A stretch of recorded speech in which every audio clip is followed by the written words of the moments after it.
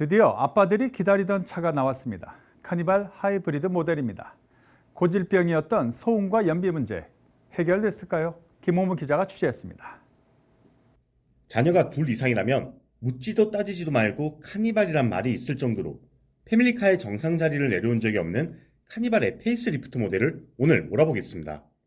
이 부분 변경 모델은 지난달 첫 공개됐지만 하이브리드 모델은 약 한 달 뒤인 현재 모습을 드러냈는데요. 제가 모는 이 카니발이 하이브리드 모델입니다. 7인승 카니발 기준 복합 연비가 가솔린은 9.1km/리터, 디젤은 리터당 12.5km이지만 전기차 시대를 맞아 모두가 탄소 중립을 외치며 사정화되는 디젤차를 지금 구입하기엔 망설여지는 게 사실인데요. 가솔린 모델의 연비를 보완한 하이브리드 모델이 출시하므로 카니발의 왕자 굳히기는 더 공고해질 것으로 전망됩니다. 특히 이 모델은 저공해 2종 인증을 받아 취득세 감면과 더불어 혼잡 통행료, 전국 공영주차장 주차비 할인까지 받을 수 있습니다.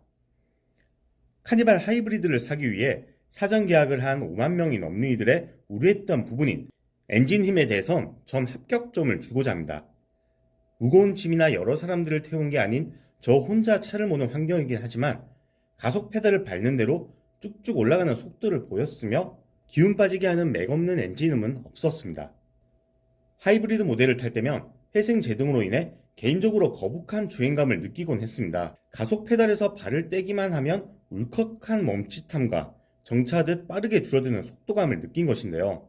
이는 가속 페달에서 운전자가 발을 떼면 바퀴가 모터를 거꾸로 돌리고 이로 인해 속도가 줄며 모터는 발전기가 되어 돌면서 여기서 발생한 전기가 배터리를 충전하는 원리입니다. 즉 하이브리드 모델이라면 어쩔 수 없는 감내해야 하는 주행감인 거죠. 전 카니발 하이브리드 모델의 엔진음보다 이 회생 제동으로 인한 이질감이 걱정이었는데 이 부분에 대한 불편함이 없었습니다. 전기 모터만으로 달리는 구간을 늘리기 위해 회생 제동 영역을 진하게 배치한 대신 부드러운 주행감을 선택했다고 여실히 느껴지는 부분입니다.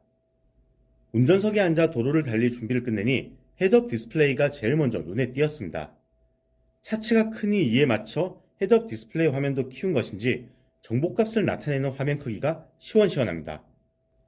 요즘 출시되는 고급차에는 HUD에도 증강 현실을 담아 신기한 화면을 보이곤 하는데 이 HUD는 그 정도의 신기술이 들어가 있진 않지만 주행성을 넘을 때면 이를 색깔과 전멸로 표현해줍니다. 또한 옆이나 전방에 차가 지나가거나 멈추는 것들에 대해 네모난 떡 모양의 물체가 실시간으로 표시되어 혹 내가 주시하지 못한 주변 환경에 대해 직관적으로 잘 알려줍니다.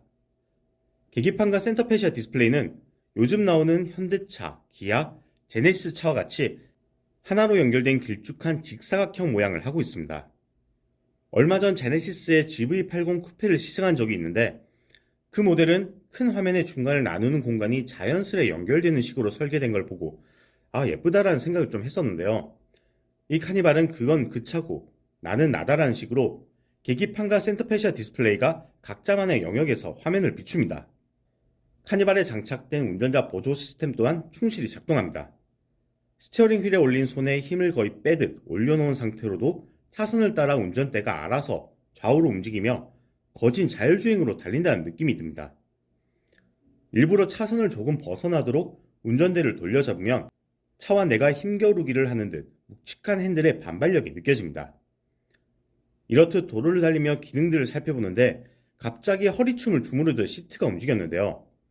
장시간 운전 피로를 덜게 해주는 마사지 기능이었습니다. 이 마사지 기능을 켜고 끄는 버튼을 아무리 찾아도 어디에 있는지 알 수 없었는데요. 주차를 한 후 이 기능에 대해 알아보니 센터페시아 디스플레이의 설정 모드 안의 에르고 모션 시트 영역에서 이에 대해 조정을 할 수 있었습니다. 마사지의 강도와 주행 후 언제쯤 이 기능이 작동할지를 선택할 수 있었는데요. 내가 지금 마사지 기능을 사용하고 싶다고 하더라도 조건이 충족되지 않았다면 실현이 불가능했습니다. 2열 시트의 경우 손잡이의 조작 버튼을 통해 언제든 내가 온오프를 할 수 있던 것과는 달리 아쉬운 점이었습니다. 백미러는 거울이 뒤를 비추는데 비가 쏟아지거나 뒷창이 얼룩져 후방 주시가 힘든 경우엔 백미러 아래에 버튼을 젖혀 후방 카메라를 비추는 화면으로 전환이 가능합니다. 저에게 3열 공간은 벌 받는 곳이란 인식이 있습니다. 그만큼 좁고 불편한 공간, 어쩔 수 없이 많은 사람을 태우기 위한 간이 영역이라고 생각해 왔는데요. 이 페이스리프트 카니발의 3열은 앉았을 때 생각보다 괜찮은데 란 마음이 들었습니다. 무릎 공간 또한 주먹 하나 정도는 남을 정도였습니다. 제가 몰아본 이 카니발은 9인승이기에 보이지 않는 새 좌석은 어딨지 하고 둘러봤습니다.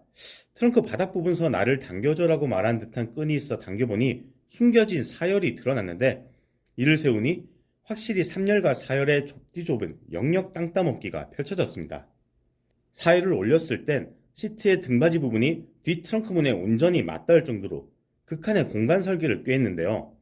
눕혔을 때는 이곳에 앉는 자리가 생겨날 거라고는 생각지 못할 정도로 평평히 다듬어진 트렁크 공간으로 꾸며졌습니다.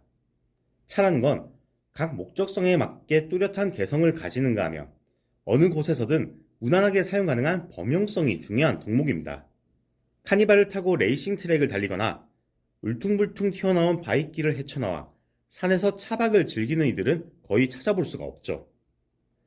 어지간한 충격엔 버팀직한 튼튼한 체격, 몇 명이든 너끈히 태울 수 있는 넉넉한 실내 공간이 강점인 카니발에 하이브리드라는 파워트레인이 갖춰졌는데 이곳저곳 이 차를 몰아본 전 이제야 맞춤 옷을 입은 듯 멋들어진 성능이 완성됐다라는 인상을 가지며 하차했습니다. 지금까지 팍스경제TV의 김홍모였습니다.